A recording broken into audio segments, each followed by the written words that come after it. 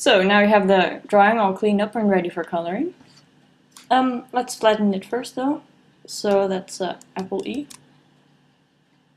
And make sure it's set to multiply because we want to make our drawing transparent so we can put colors under it. So now it's transparent. And yeah, the coloring and all the editing takes a long time and it's a lot of redoing and changing things. It usually takes a couple of hours, especially with this drawing because it's quite complex. So I don't really think it's relevant to show every step super precise and how I colored everything. So what I have here is the final illustration already. And as you can see, I put most steps on a separate layer so I can show you guys everything, how I made everything step by step.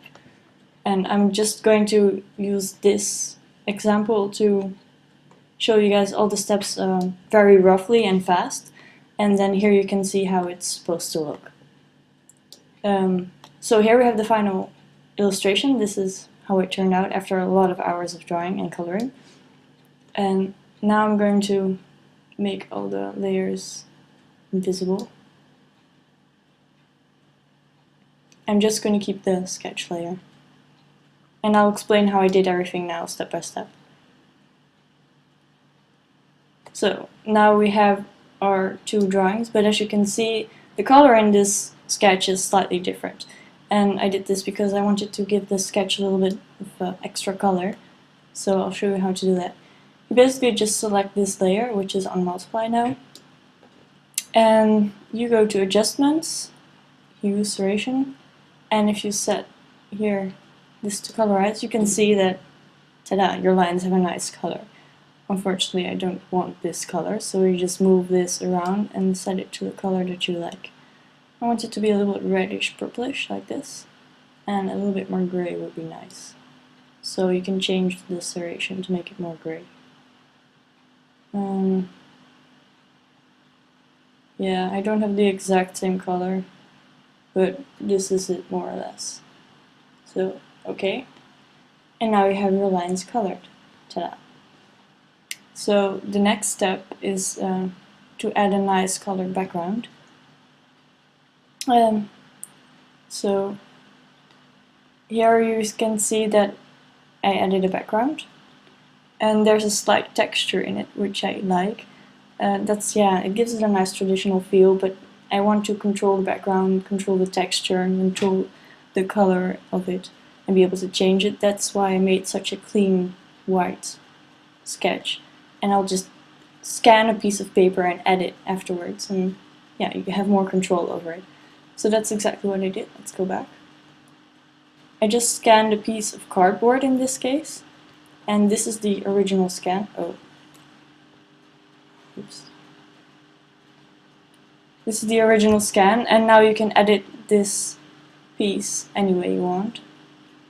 So yeah, you can play around the brightness and the contrast. Like if you play around the brightness, it becomes brighter, and contrast, yeah, the texture changes. And then if you go to adjustments and hue, saturation, you can also change the color. So as you can see, let's make it a little bit greenish because I want to have like a little bit of dark night feeling. So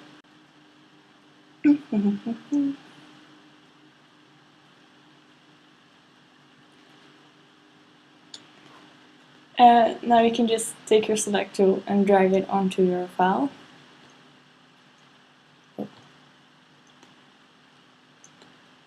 And yeah, now it's on top of your other layer, so you don't see anything, but if you just drag it under, and because it's set to multiply, now you can see it.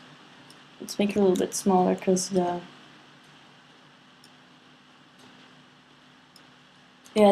texture is too rough. I'm just zooming out now.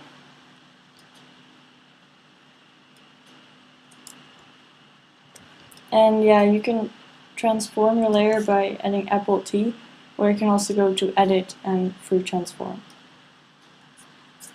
If you hold the Shift key and you then scale down, then it will have the same shape.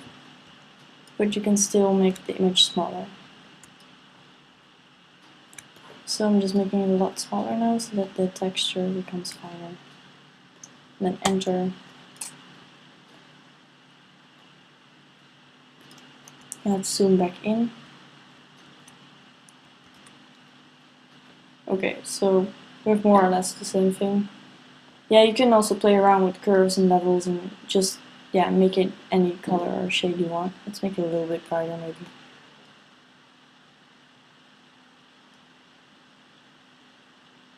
Okay, it doesn't have the exact same color, but again, this is a lot of playing around and a lot of trying out, and this takes time. So eventually it'll become like this. And what I'm gonna add now is maybe some extra depth to the background, which I like to do with some blurring in the corners here. And yeah, just make a new layer, and you can make it like this, as you can see. So let's do that here now. I just add a new layer with this button here. And then, yeah, it's very, you just select a brush. Maybe a little bit bigger. Yeah, this is okay. If you set the opacity a little bit lower, so that your brush becomes more transparent. And you can select a nice color, like let's get a light one first. And on the new layer you just add some blurring like this. Maybe a little bit lower. And like this you can make a nice blur, because if you go over it again then it gets darker and you can slowly fade it like this. And just do all the corners. And yeah, the more layers you use to do this, the more you can move it around and change it later. So that's why here it's on 2 layers, because I made some changes later, but we can do it on 1 layer here. Let's make this a little bit darker. I like to use as much different colors as possible, because it just, yeah, it makes your illustration richer. And again, this is a lot of trying out and what works best for you. Maybe you can even make it a little bit more purple.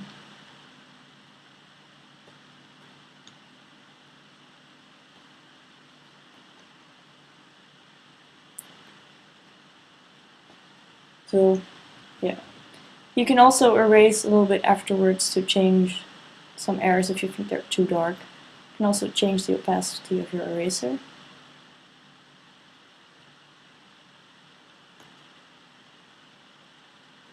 And that way you can make the hue, the blur, less dark.